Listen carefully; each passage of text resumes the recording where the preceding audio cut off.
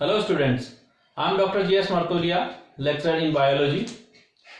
आज का टॉपिक है 5 जगत वर्गीकरण, 5 किंगडम क्लासिफिकेशन। पूरी दुनिया में जितने जीवधारी पाए जाते हैं उनको उनकी लक्षणों की समानता और भिन्नता के आधार पर विभिन्न समूहों, उपसमूहों या वर्गों में रखने की विधि को क्लासिफिकेशन या वर्गीकरण कहते हैं।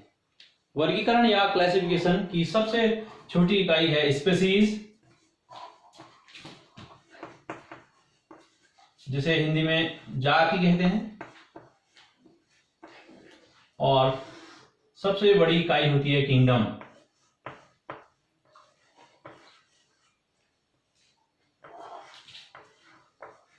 किंगडम और हिंदी में इसको कहते हैं जगत।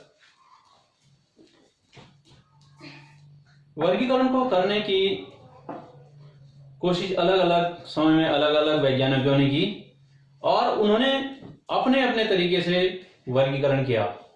अगर वर्गीकरण किए जाने के इतिहास को हम देखें तो सबसे पहले जो क्लासिफिकेशन या वर्गीकरण दिया वह दिया अरस्तु ने, एरिस्टोटल ने। पहले वैज्ञानिक थे या जीव विज्ञानी थे एरिस्टोटल।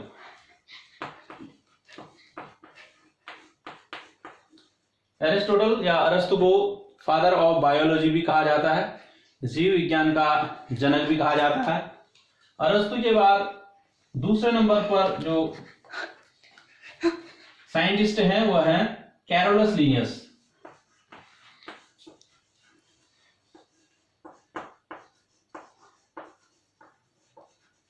कैरोलस लीनियस ने पूरे जीव जगत को 2 किंगडम्स में बांटा। तो इस केस में अगर आप देखेंगे तो 2 किंगडम्स आपको मिलेंगे।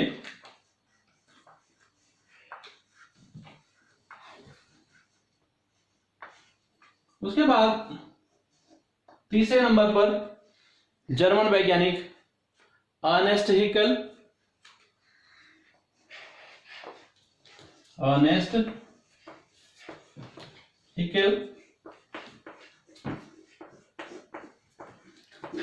इन्होंने क्लासिफिकेशन दिया और इनके क्लासिफिकेशन में 3 किंगडम्स थे।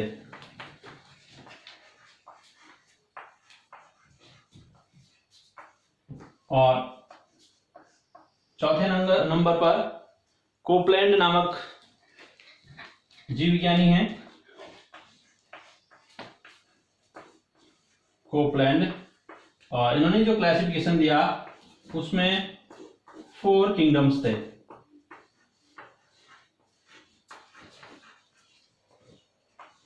यानी कि कैरोलस लीनियस ने 2 किंगडम सिस्टम दिया, अर्नेस्ट हिकल ने 3 किंगडम सिस्टम या 3 किंगडम क्लासिफिकेशन, कोपलैंड ने 4 किंगडम क्लासिफिकेशन दिया। इन चारों वैज्ञानिकों के वर्गीकरण को अगर देखा जाए, उनका अध्ययन किया जाए, तो हम पाते हैं कि उनमें कुछ मूलभूत कमियां हैं।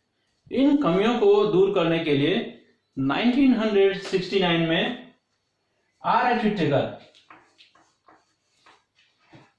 Robert Harding Whittaker, R.H. Whittaker,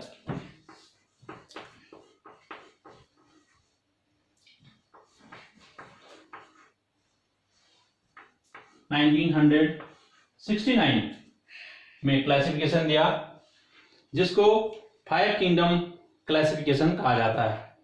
इस क्लासिफिकेशन को के अनुसार उसने 5 किंगडम जो दिए हैं वो इस प्रकार हैं। नंबर 1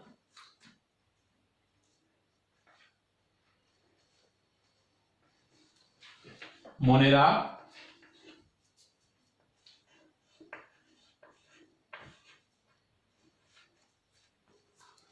फिर आता है प्रोटिस्टा,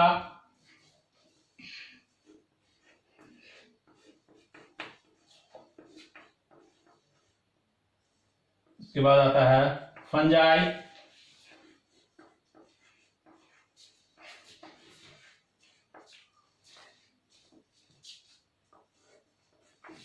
उसके बाद आता है प्लांटी,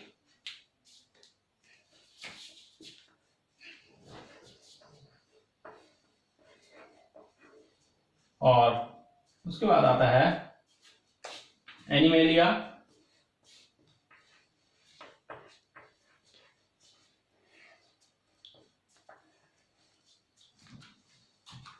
मोनेरा,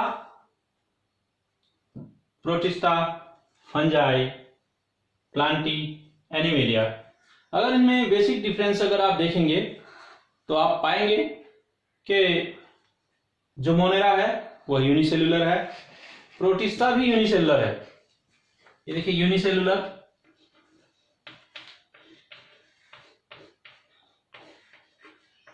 यानी इनका जो शरीर है, जो बॉडी है, सिर्फ एक सेल का बना होता है।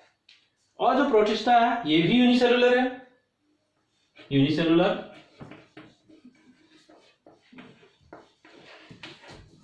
लेकिन दोनों में अंतर क्या है? दोनों में जो डिफरेंस है वो ये है, यह प्रोकैरियोटिक होता है। प्रोकैरियोटिक होता है, इसका अर्थ है कि इसमें न्यूक्लियस नहीं पाया जाता है, न्यूक्लियस इसमें एब्सेंट होता है, इसको कहते हैं प्रोकैरियोटिक।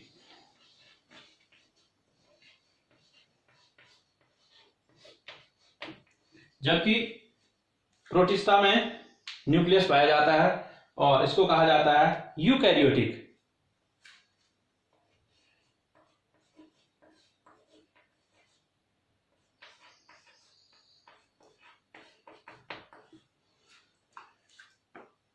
जो फंजाई है ये अपना भोजन नहीं बना सकते हैं, इसमें सेल वॉल पाया जाता है। लेकिन जो सेल वॉल है वह काइटिन का होता है इसमें। उसके बाद आता है प्लांटी। प्लांटी में सभी जितने भी पेड़ पौधे आते हैं वह सब इसमें आते हैं। अब इसकी खास बात क्या है, ये ऑटोट्रॉफिक होते हैं। मतलब यह है कि यह अपना भोजन स्वयं बना सकते हैं, सनलाइट को कैप्चर करते हैं और जो सोलर एनर्जी है उसको केमिकल एनर्जी में बदलते हैं, फोटोसिंथेसिस कर सकते हैं। तो ये ऑटोट्रॉफिक है।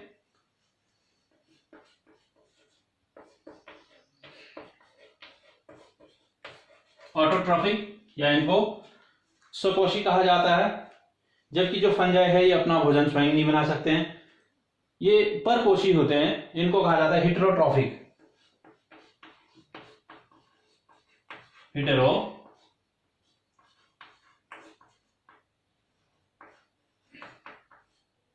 हेटेरोट्रॉफिक फंजाई में, प्लांटी में, इनमें सेल वॉल पाया जाता है। लेकिन जो एनिमल है, एनिमेलिया है, इसमें सेल वॉल नहीं पाया जाता है, सेल मेम्ब्रेन पाया जाता है। तो ये कुछ मूलभूत अंतर इनमें है, यहां लिख देता हूं इसमें। No cell wall, no